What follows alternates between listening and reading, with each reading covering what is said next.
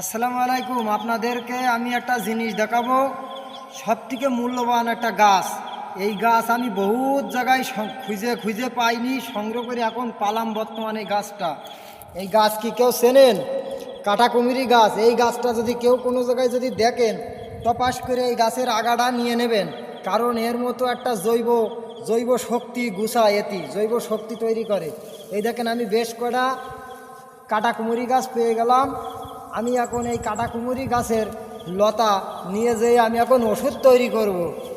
এই ওষুধের মূল্য লাখ লাখ টাকা দিয়েও পায় না মানুষ, আর আমি পেয়ে গেলাম অতি সহজে। এই যে কাটার লতা গা, এই গাছটা খায় আবার সাপে যদি টিয়ের পায়, এই গাছের আগা একটু থবে না ভাই। আপনি দেখতে পাচ্ছেন এখানে বহুত আগা আমি পাইছি। এই আগা সংগ্রহ করার জন্য আমি বহুত দূর থেকে আসছি এই জায়গাটায়। তা আপনারা যার যার রোগের বিষয় এই গাছটাই জানেন, কাঁটাকুমিরি গাছের যে কোনো ওষুধ হয়, আপনারা যারা যারা জানেন কমেন্টে আমার একটু জানাবেন।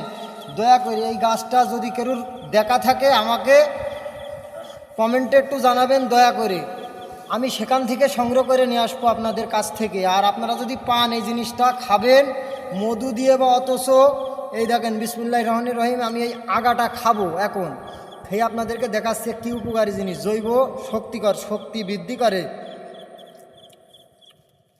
আসসালামু আলাইকুম। আপনাদেরকে আমি একটা জিনিস দেখাবো, সবথেকে মূল্যবান একটা গাছ। এই গাছ আমি বহুত জায়গায় খুঁজে খুঁজে পাইনি, সংগ্রহ করে এখন পালাম বর্তমানে এই গাছটা। এই গাছ কি কেউ চেনেন? কাঁটাকুমিরি গাছ। এই গাছটা যদি কেউ কোনো জায়গায় যদি দেখেন, তপাস করে এই গাছের আগাটা নিয়ে নেবেন, কারণ এর মতো একটা জৈব শক্তি গুছায়, জৈব শক্তি তৈরি করে।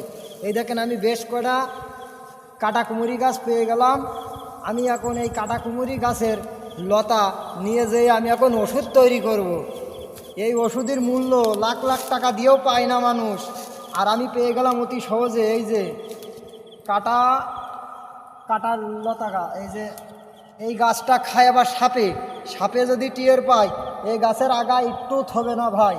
আপনি দেখতে পাচ্ছেন এখানে বহুত আগা আমি পাইছি। এই আগা সংগ্রহ করার জন্য আমি বহুত দূর থেকে আসছি এই জায়গাটায়। তা আপনারা যার যার রোগের বিষয় এই গাছটাই জানেন, কাঁটাকুমিরি গাছের যে কোনো ওষুধ হয়, আপনারা যারা যারা জানেন কমেন্টে আমার একটু জানাবেন দয়া করে। এই গাছটা যদি কেউ দেখা থাকে আমাকে কমেন্টে একটু জানাবেন দয়া করে। আমি সেখান থেকে সংগ্রহ করে নিয়ে আসবো আপনাদের কাছ থেকে। আর আপনারা যদি পান, এই জিনিসটা খাবেন